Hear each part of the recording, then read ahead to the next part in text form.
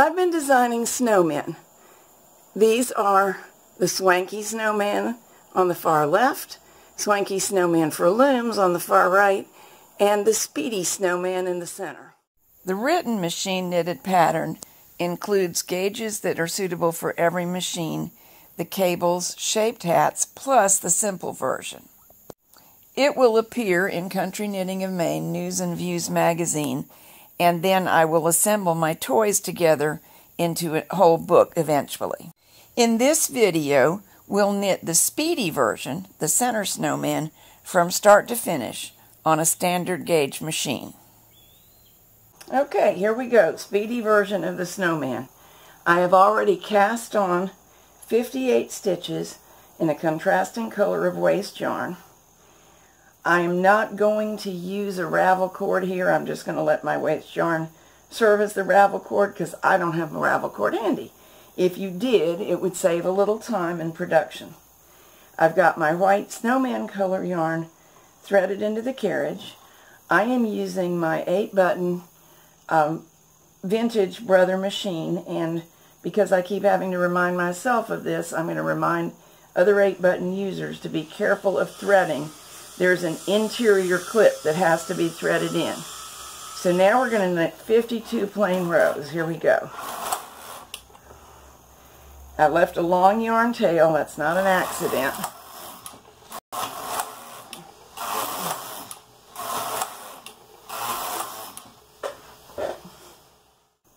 "48 rows have been knitted. 49, 50, 51, 52. Bring all the needles forward. This is the step that's called installing the gathering thread. I'm going to take a doubled length of main yarn. You can use just a single, but I think this machine will accept a double and will make it easier. I'm hanging the fold from my double on the left needle. If I was not able to use it doubled, I would probably just make it longer and leave a long tail on each end. But this is a little shortcut. Hang the fold. Over one, under one. Over, under, all the way across. Later we will use this to gather in the neck area without a fuss. If you cannot get this to work on your machine, it is okay. Just hang yarn markers on this row, and you can install this by running it through with the yarn needle once the work is off of the machine. The majority of machines will do this okay. So this yarn is not really going to be knitted. It will be caught in the knitting and allow us to gather in the neckline later. There we go. Knitting back from hole, knit across, and it did just fine. So after the gathering thread, we knit 34 rows. That was 1, 2, 3, 4. Just finished row 30, row 31, 2, 3, 4. I'm going to pull down some of the main yarn and break it, leaving a long tail because we'll use that later for gathering and seaming. Let's take that out, and I'm going to put some waste yarn in. If I had ravel cord, this row would be ravel cord, and the next row would be waste yarn. Now a few rows of waste yarn.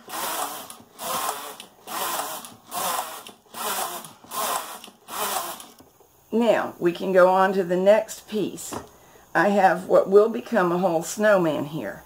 If I were production knitting snowmen, as for a party favor or something, so I needed 20 of them, I could just begin again, as I did at the beginning of the video, making the next snowman body.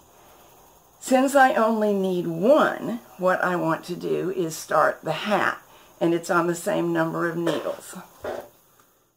Make things easier, I bring my needles forward to E-wrap. I'm going to make a little fold at the end of my yarn. This is only one of several ways to start. The fold went over the end needle. first 2 or 3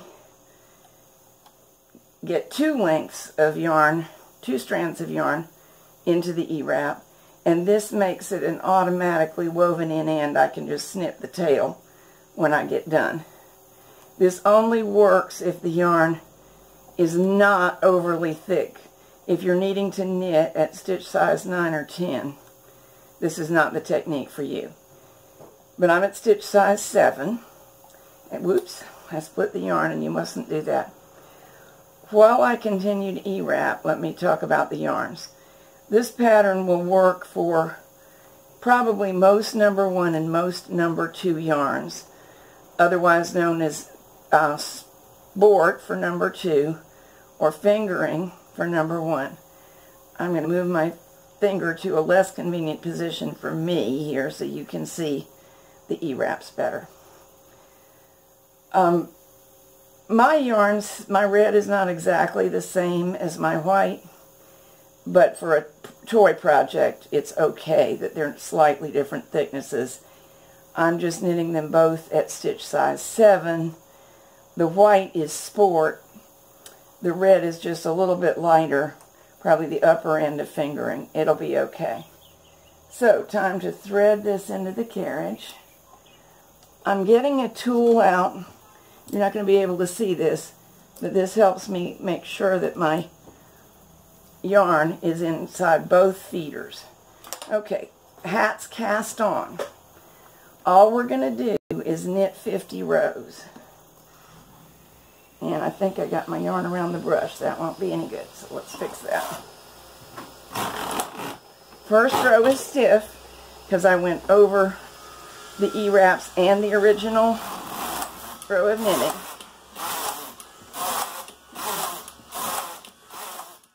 "46 rows of the hat complete. 47, 8, 9, and for the last row I'm going to turn the stitch size as large as it'll go, 50. That's not essential, it's just going to make it easier to gather in those stitches. I have a choice now. I can snip the main yarn, leaving a long tail, and I'm going to do that in either case. But I can either thread that yarn tail into a needle and gather these stitches off on it right now, or scrap off on waste yarn, and that's what I'm going to do. 6 rows of waste yarn are complete.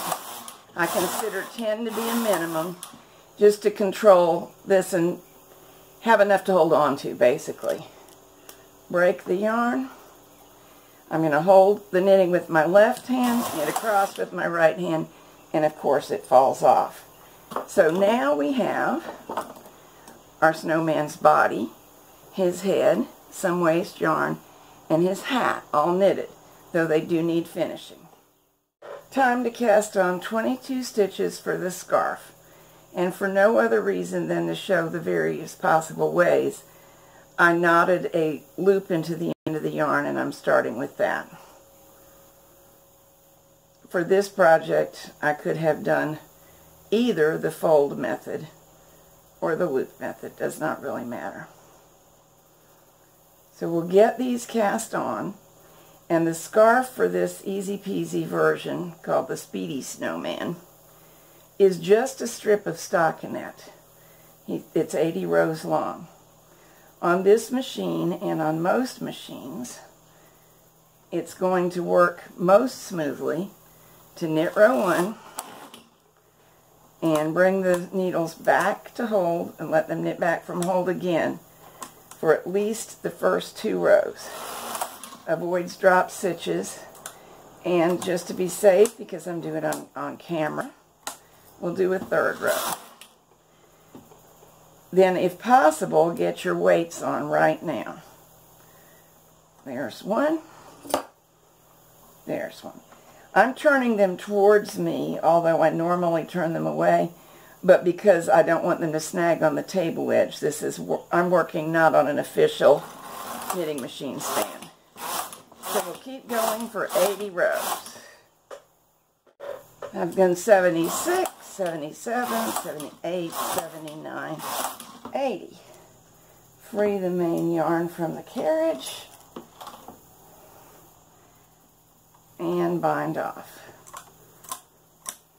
You can bind off around the gate pegs or using the transfer method, whatever works for you. This is around the gate pegs. I have other whole videos on this. Coming to the end, 3 stitches, 2, 1. Break the yarn, and of course we'll need to weave in the tails later. Everything's neatly hung on the gate pegs, so I'll just pull it off. And of course this scarf rolls in and looks like this. This is the very simplest method. The pattern has several others to use. Next step, we find the yarn tails from the beginning and end. We do this one end at a time, of course. Thread them into yarn needles. I'm leaving it long because I want it for several purposes. Now, you must not miss a stitch, but it's the only hard thing. Go in and out of the first row of main yarn stitches, all the way across. First, and on the other end, it's the last row. This was the beginning row. This will eventually be a gathering thread, but we left it extra long because we're not going to gather it now. We still need the room to work. Once you get it in there, gathering and stretching a little though can help you tell if you've indeed caught every stitch. One other tiny thing to be careful of, it's not very difficult, is do not catch the other yarn or ravel cord, whichever you're working against in this row, with your needle. If you do, it'll make it much, much harder to release the waste yarn.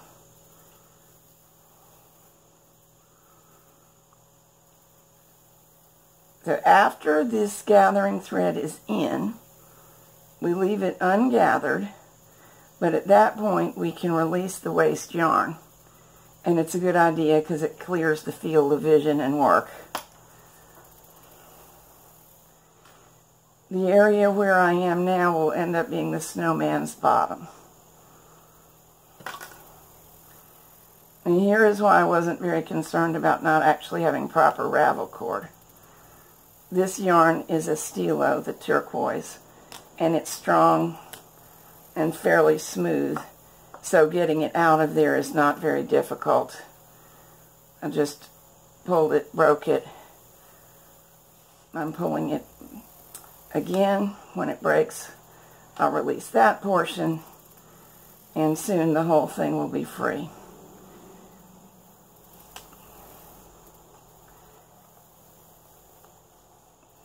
There we go. So there's the top or bottom of a snowman. Do the same thing on the other end. Alright, here's the snowman with the gathering threads run top and bottom but not pulled in. And I've got 2 strands of yarn both on needles. One of them is extra long, so I'm going to leave myself plenty to work with when I go to gather up and free the rest of it from my seam. You may make any seam that you like to make. This is a toy or a decoration, so it's not too important. You could certainly mattress stitch it.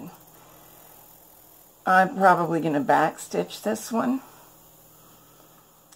I'm going to make it real secure because we'll be stuffing it, so the stitching will be under a certain amount of pressure. And 1 stitch has been allowed in the pattern on each side to be consumed with the seam. So this is a skill that is covered more extensively in technique videos, but back stitch is come up, we'll call it a 1/4 inch away from the last place you went down, then back up and go down. You can count and go into rows of stitches if you want, but for a project like this, it's really not necessary to be that finicky. It is necessary to make it both secure and not pulled in. The reason for secure is obvious. we'll be stuffing it. We don't want stuffing to be popping out, especially if it's going to actually be a toy and be played with by a baby or an animal. These also make good dog and cat toys, and that's fine. The reason we don't want to shorten the seam is it's going to make the snowman pucker up and look funny if it can't stretch to its natural level. So keep on going. Here I'm up to the level of the gathering thread. Be a little bit careful here. You do not want to capture the gathering thread in any of your stitches, because then it won't work well. So I'm going to make sure that I'm going down in a spot that doesn't include it, and my stitches are normal length, but my gathering thread still moves freely, and on up to the top of the head. When you reach the top of the head, same concern. Do not capture the gathering thread, and tie off securely. This is checking to see that my thread still moves fine, and it does, so that's good. There's really not much need to trim these because they'll go to the inside. Here's the least usual part of this pattern. Remember the way I started my gathering thread weaving in, it's anchored at this stitch. It could be that you had 2 loose ends. Now if we pull this and adjust the gathers all the way around, we can make a permanent neck spot. The width of the head and the body as knitted are about 4 inches.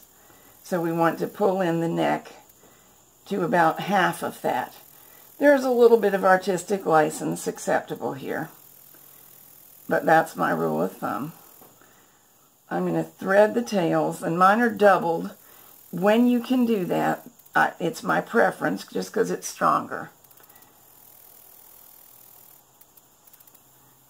And this is the step that secures the gathering thread. I'm knotting it around the seam.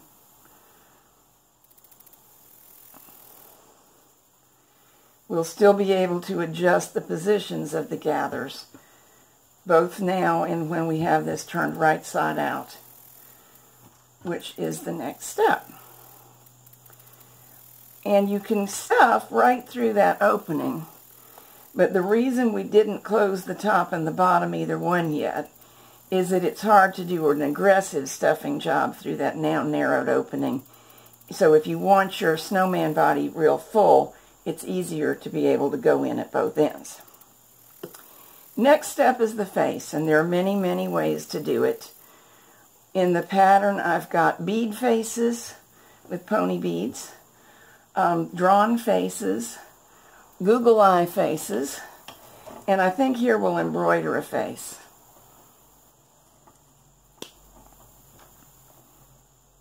We don't really need to be very realistic. I'm going to use these 2 colors. A real snowman, when I was growing up anyway, had coal for eyes, a carrot for a nose, and usually coal for a mouth. But there was variation even then, and modern households have different things to work with, so people may use anything for eyes. Make your eyes about halfway down the face. The great thing is, if I try these eyes and I think they look stupid, I can just take them out and do them again. I'm going to knit cross stitches that are more or less the width of 2 stitches and the length of 3. That looks okay to me. So I'll do another one like that in the corresponding spot. When embroidering on knits, all the normal rules about not making big knots are off. We really do not want this to come through and pull out of the fabric, and knitting is kind of porous. So a big knot that's not pulling my X tight, but that's really securing things, that's a plus. Here I've chosen the position for the mouth, and I'm just going to go over 2 columns of stitches and up 1, 2, 3, and make a straight line. You would be astonished at how much your exact choice of shape affects the character of these faces. Play around and have fun. I like that fine, so I will knot it off. Here's the scarf. I just wrapped it around his neck. And the simple snowman scarf is kind of thick because it's allowed to roll. So I actually like to sew all of them onto the snowman, and it's easier to do that before stuffing. You just have to allow room for the stuffing to expand his body. But you can get through the one layer of knitting that you want to sew to easier now than once it's stuffed. It's optional whether to sew the scarf on or just put it around his neck. And on some of the others that are fancier, the other versions of the design, they've got a keyhole opening and a single layer of knitting. So it's more feasible not to sew if you don't want to. I always recommend sewing, though, if it's going to be a child's toy, well, an infant's toy. Probably from 4 years old on up, there's not much choking hazard from this scarf. But for an infant, I would say there is. And I'd just as soon err on the side of caution. I still have a little of my yarn tail left, and you can think ahead and leave a long yarn tail depending on how much you expect to want to sew. What I'm hoping is that I can get far enough that the 2 yarn tails can be knotted together and then pulled to the inside.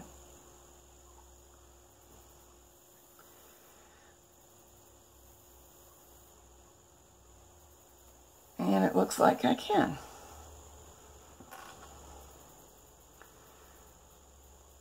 And this scarf should not come off easily and without warning, which is what we want.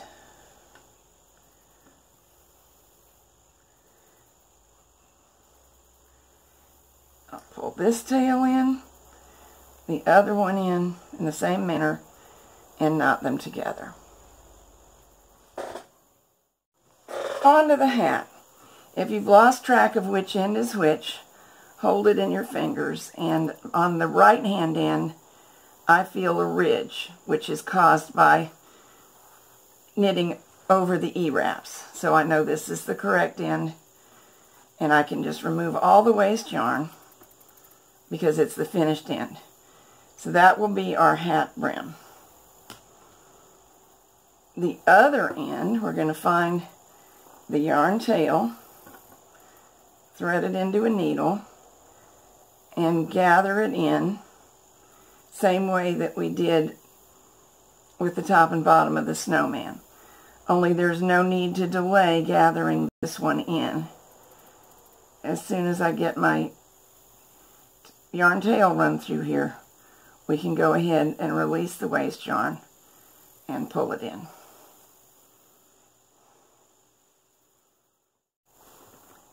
The yarn tails run through, so my stitches should be secure. If I want to reuse this waste yarn, unraveling it in this manner allows me to wind it back up and reuse it.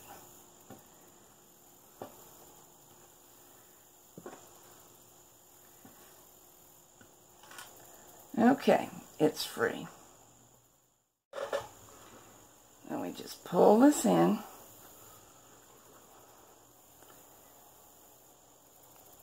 And close this top ring. On human hats and doll hats, I always stitch a couple of times and knot a couple of times, because that one strand of yarn could easily come undone, and I like to reinforce it. This hat has no shaping, The ones on the Swanky Snowman version of the pattern do have shaping and taper more at the top. So now we're just going to seam the hat together. Back stitch or even running stitch is adequate for this, but I'll back stitch. And we'll continue in this manner down to about an inch below the very bottom of the hat, because there we're going to need to turn the seam so that the roll conceals it. Here's what I mean by that. We've been seaming with the right sides together so that the seam was on the wrong side. Now we turn right side out. Get my yarn. Right side out. And finish the seam from the right side, because the nature of stockinette means that the top and bottom will roll towards the knit side, and we're making use of that as a design feature in this hat. Now let it roll. Encourage it to roll. I see a flaw in my yarn. I'll get rid of it right now. Now I can stitch it in that rolled position. It'll not tend to roll quite as much where the seam is because it's stiffer. And I want the hat to look evenly rolled for that cute little brim all the way around. So I'll just help it along. There's my initial yarn tail. I'm going to pull that through and knot it to this yarn tail. Then I'll snip this one, but leave the long one. Let's see.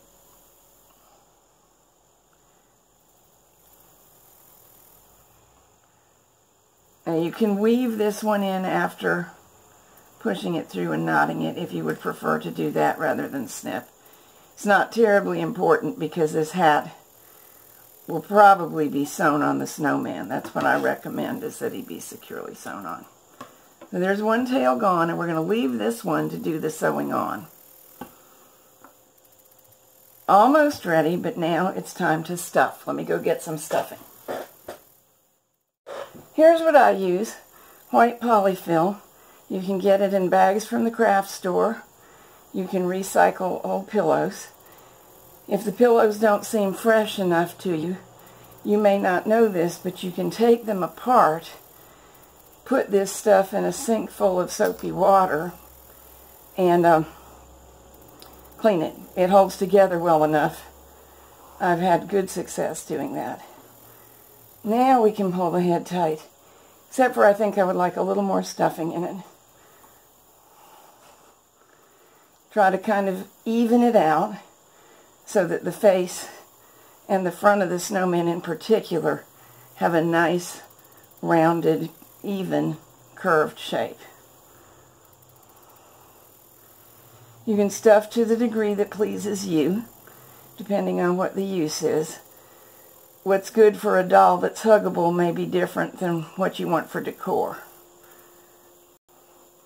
A little bit of poking and poofing can go a long way to making it look even. And here's my gathering thread all pulled in. But you see how it tends to loosen up? I pull it tight, knit across, not knit, sew, knitting on the brain, knot it,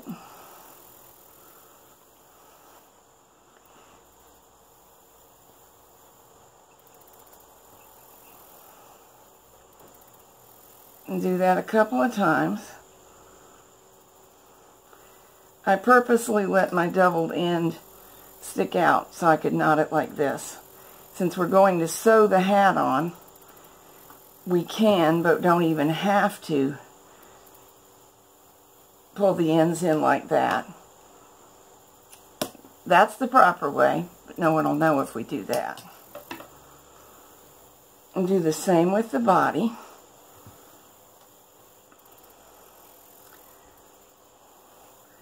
especially if it's being recycled. It sort of helps to stretch and refluff. This is from an old pillow that I washed. And if you have a kind of newer household than mine and have no old pillows, the thrift store does, and they can be a good deal.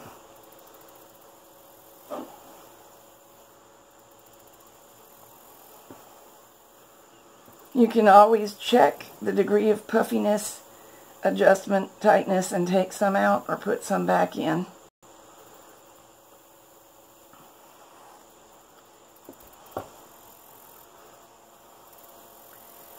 If I even it up, I'm going to be pretty pleased with that amount of stuffing, I think. I want it to puff out where I'm pushing my thumb and my fingers, and maybe add a tiny bit more where I made some space from that pushing.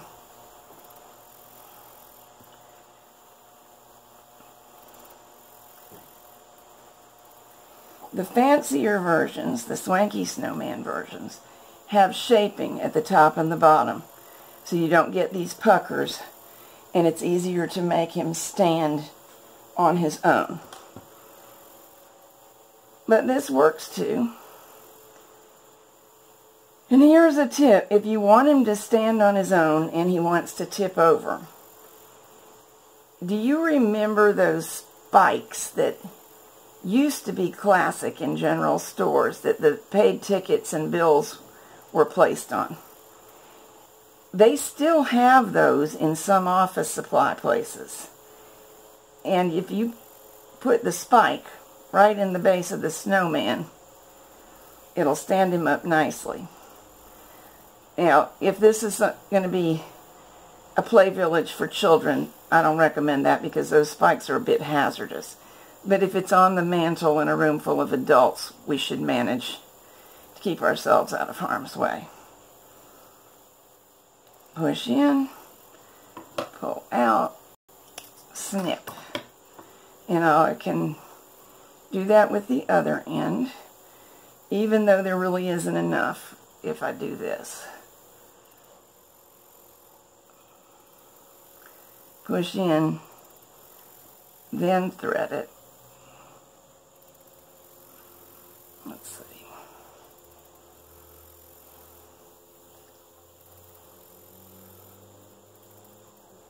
There it goes.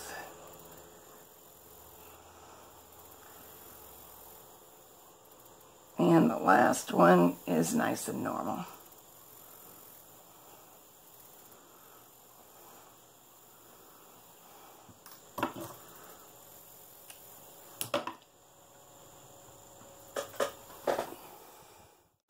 Only one thing left to do. Put on his hat. I like to sew the hats on because they pop off pretty easily. And if there will be people in the room enjoying the decor or children playing with them, it's just best to have it secure. You can do it very easily with this kind of hat. The rolled brim will come up and cover a line of stitching.